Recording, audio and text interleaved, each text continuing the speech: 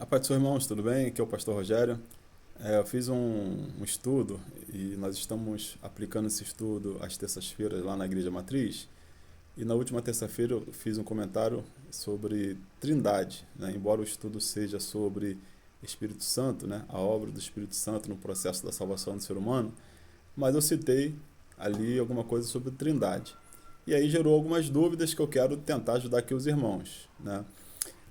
Primeiro, essa palavra trindade, ela não existe na Bíblia, tá? Ela é muito mais uma palavra que foi criada para que a gente entendesse teologicamente quem é Deus. Então, de ponta a ponta da Bíblia, Gênesis, Apocalipse, você não vai encontrar a palavra trindade, né? Pelo fato dela não existir na Bíblia, não está escrito na Bíblia, não quer dizer que ela não existe, tá? Que a trindade não existe.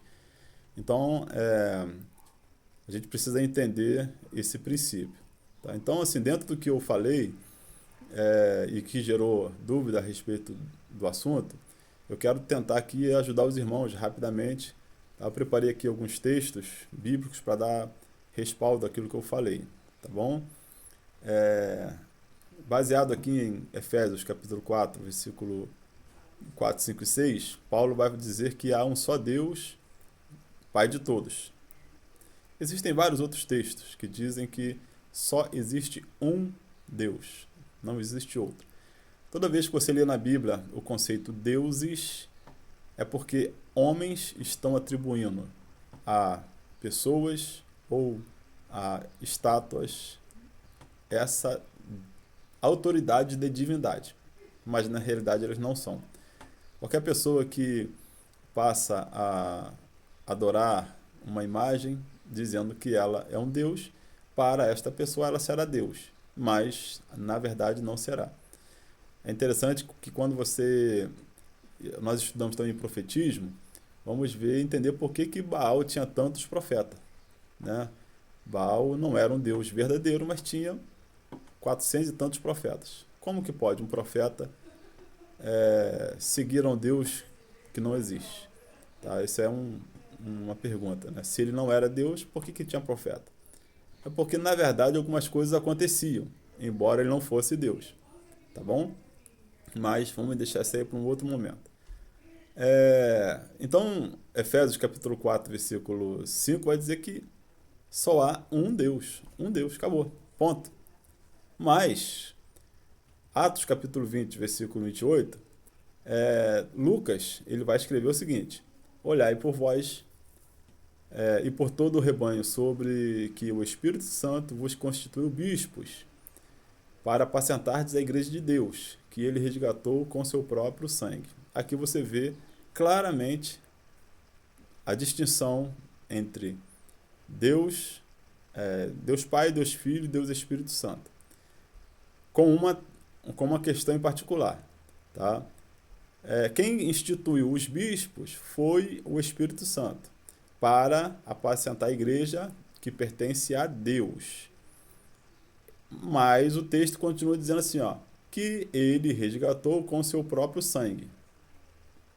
O sangue que foi derramado para resgatar pecadores, foi o sangue de Jesus. Aqui não entra o nome de Jesus. Aqui diz que o Espírito Santo foi constituir o bispo para apacentar a igreja de Deus, que ele resgatou com seu próprio sangue. Ele trouxe para o texto o personagem Jesus, porque Jesus que morreu, o sangue é de Jesus, mas ele não usou a expressão Jesus, ele está apontando para Deus, ou para o Espírito Santo. Ele constituiu para a igreja por meio de um sangue que foi derramado. Então nós vemos aqui a figura do Pai, do Filho e do Espírito Santo. Gênesis capítulo 1, versículo 1, diz assim, ó, no princípio criou Deus o céu e a terra. É um assunto também bastante interessante, porque quando voltamos lá no texto original, no hebraico, a palavra está escrita lá, criou no hebraico é bará, tá? Então, bará é uma palavra no singular. No princípio, criou Deus os céus e a terra. Criou é a palavra bará, que está no singular. Não é criaram, é criou, tá? Agora, a palavra Deus, no hebraico é Elohim. Elohim é uma palavra no plural. Toda vez que você pegar lá uma palavra em hebraico que termina com rim no final, ela está no plural. Então, o texto é: no princípio criou deuses, o céu e a terra. Mas não esse deuses na concepção de vários deuses. Não, um único Deus.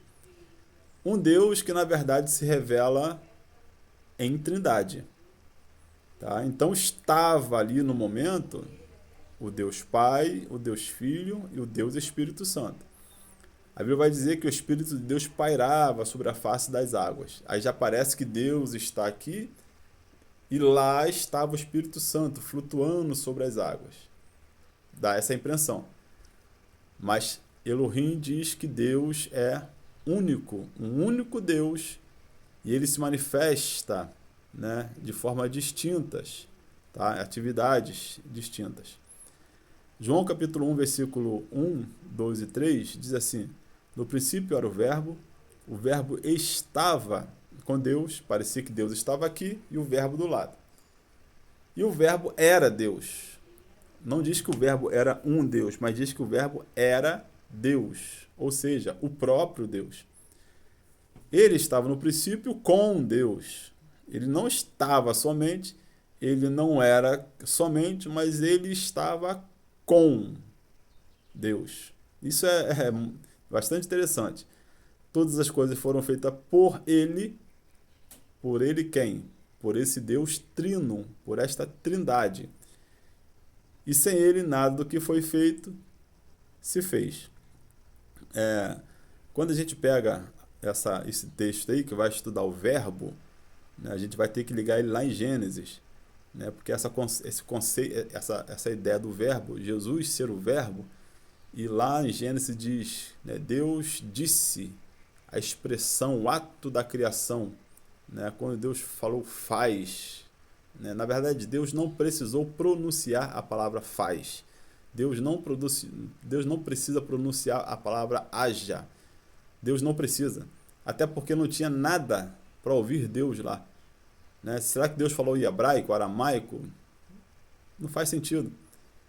Então, a Bíblia ela está recheada de figuras, símbolos, para que nós, seres humanos, pudéssemos entender esse contexto bíblico. De Gênesis até Apocalipse, tudo que está registrado tem por objetivo central nos ensinar o plano da salvação por meio de Jesus Cristo. Segundo, só consta no texto bíblico aquilo que é relevante para nós. Tá? Muitas outras coisas foram feitas, faladas, mas se não eram necessárias para a nossa salvação, não precisam ser registradas no texto bíblico. Com isso, se utilizou também os recursos conforme a habilidade dos próprios escritores. Né? Alguns profetas falaram usando símbolos.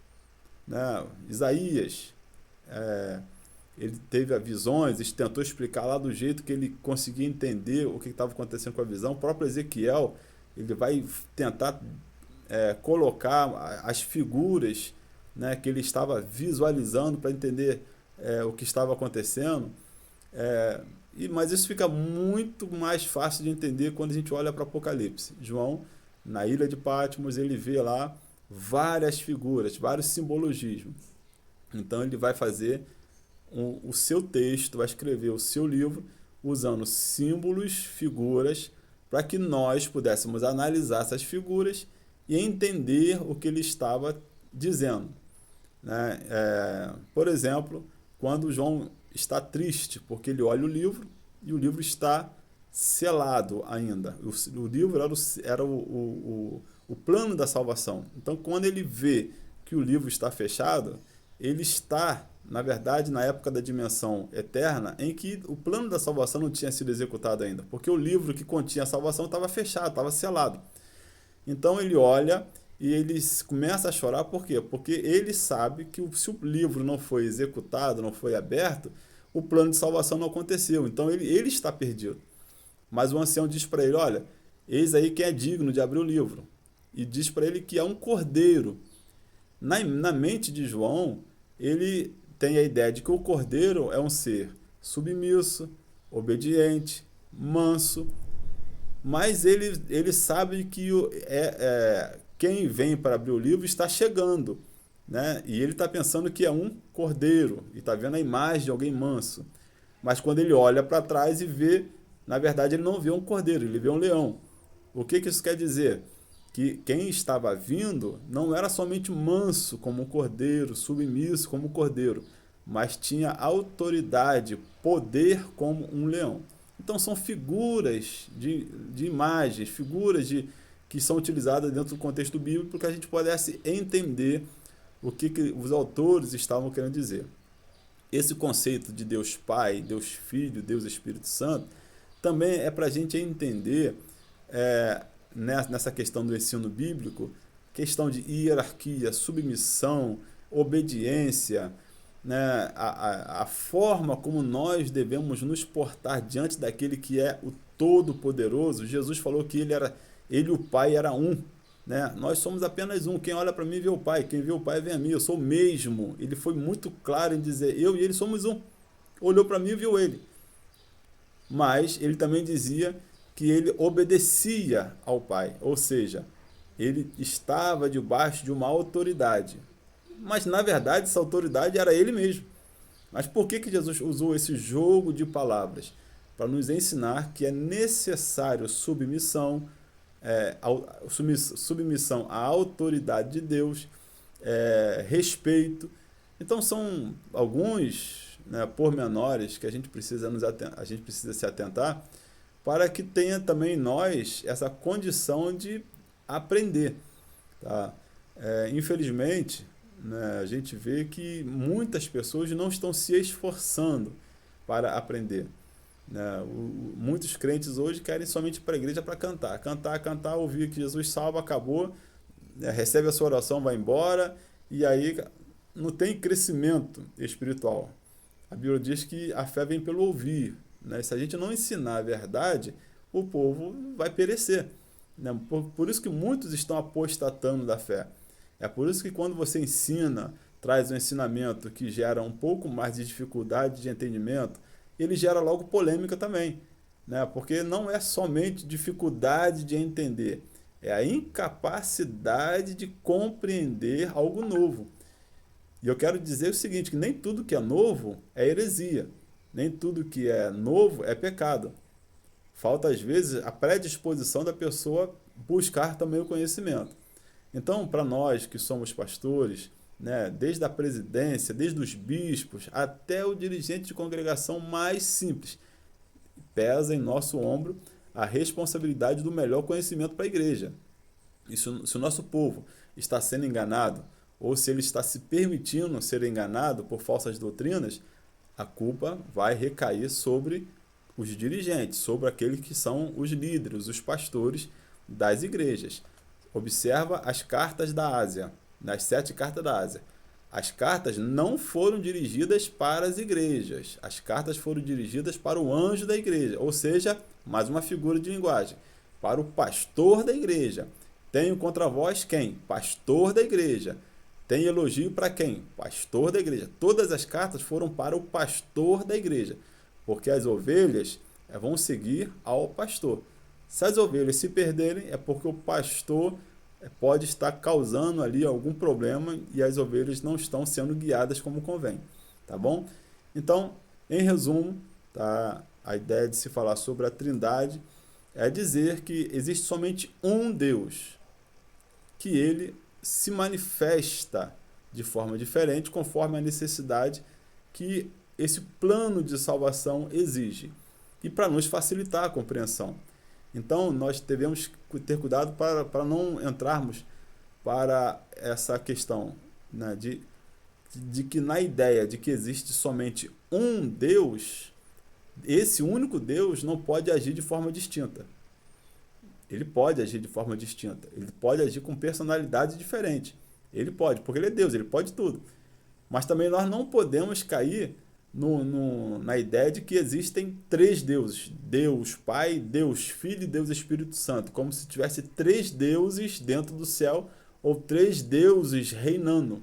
Deus Pai é um, Deus Espírito Santo é outro, Deus Filho é outro. Não, os 3 são exatamente a mesma pessoa. Tá bom, irmãos? O texto ficou longo, aliás, o vídeo ficou longo, mas eu quero pedir aos irmãos que, tendo qualquer dúvida, tendo aí qualquer dificuldade, me chamam no privado, né? Podem colocar aí as suas opiniões, e se necessário for, também eu estou à disposição para a gente fazer um outro estudo, né? Fazer aí um bate-papo online, se necessário, ou na igreja também, para aprimorar esse e outros assuntos, tá bom? Que Deus abençoe a todos.